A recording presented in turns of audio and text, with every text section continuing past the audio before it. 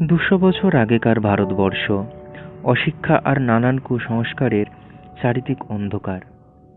কিন্তু সেই অন্ধকারাচ্ছন্ন দেশে একটি বালক এসে আলোকবর্তিকা জ্বালালেন। সারা ভারতবর্ষ আস্তে আস্তে তার আলোকে আলোকিত হয়ে উঠল। আজকের আলোকিত ভারতবর্ষে সেই প্রথম স্থপতি হলেন রাজা রামমোহন রায়। সেটা লেখাপড়ার যুগ নয়। শিক্ষা দীক্ষা বলতে তখন দুপাতা সংস্কৃত ফার্সি শিখলেই কাজ চলে যায়। তাতেই সরকারি চাকরি মিলত, কেননা সরকারি কাজ তখন ফার্সি ভাষাতেই চলত। রামমোহনের বাপ ঠাকুরদা নবাব সরকারের কাছে চাকরি করতেন। রামমোহনকেও তাই ফার্সি ভাষা শিখতে হলো। একজন মৌলবি বাড়িতে এসে শেখাতে লাগলেন।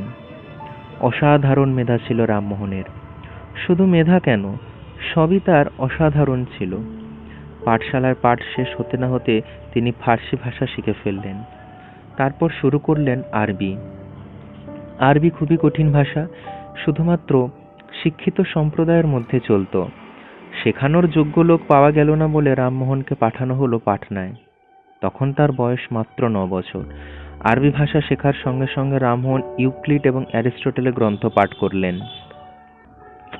3 বছর পরে আরবি ভাষায় সুপণ্ডিত হয়ে তিনি যখন বাড়ি ফিরলেন, তখন তার বয়স মাত্র 12 বছর।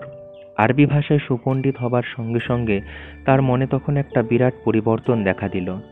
মুসলিমদের সংস্পর্শে সুদীর্ঘকাল কাটিয়ে আর কোরআন পাঠ করে হিন্দুদের মূর্তি পুজোর দিকে তার আকর্ষণ চলে গেল। ইসলাম ধর্মে ঈশ্বর নিরাকার।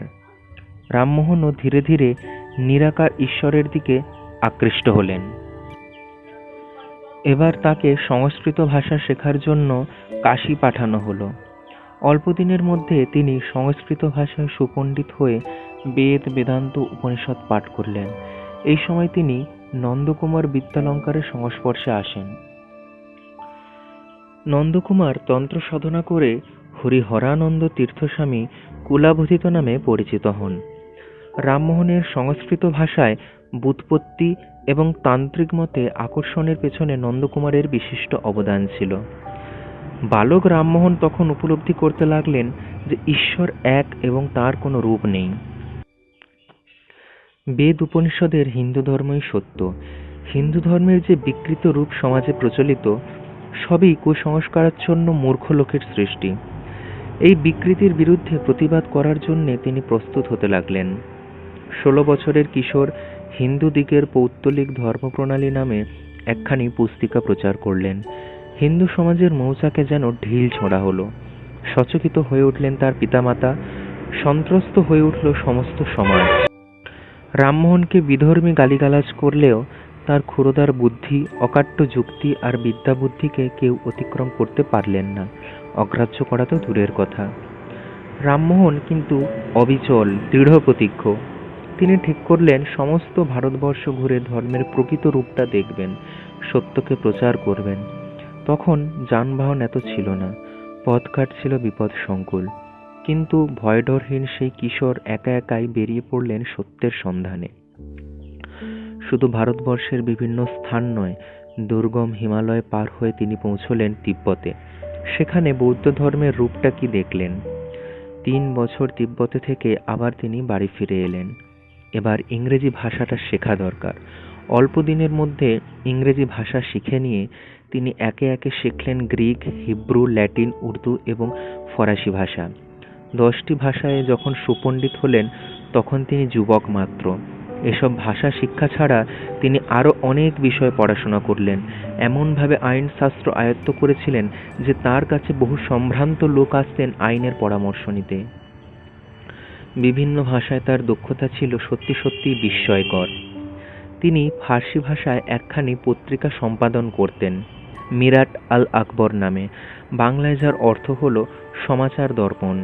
এছাড়া তিনি গ্রন্থ রচনা করলেন বাংলা, সংস্কৃত, ইংরেজি, আরবি এবং ফার্সি ভাষায়। ইংরেজি ভাষায় তিনি শুধু কৃতবিদ্য ছিলেন না, বলতে ও অনবদ্য ভঙ্গিতে। তার ইংরেজি বাচনভঙ্গি শুনে টমাস মুর লিখেছিলেন স্পিকিং ইংলিশ পারফেক্টলি, আর মেরি কার্পেন্টার লিখেছেন Rammohan speaks our language in marvellous perfection. মেধা, স্মৃতিশক্তির মতো রামমোহনের মনোযোগও ছিল অবিশ্বাস্য পর্যায়ের। তিনি পড়তে বসলে খাওয়া দাওয়া সব ভুলে যেতেন। একদিন সকালে স্নান সেরে তিনি বাল্মীকি রামায়ণ বইখানি নিয়ে পড়তে বসেন। কোনো কারণেই যেন তাকে বিরক্ত না করা হয় এই নির্দেশ দিয়ে তিনি ঘরের দরজা বন্ধ করেন।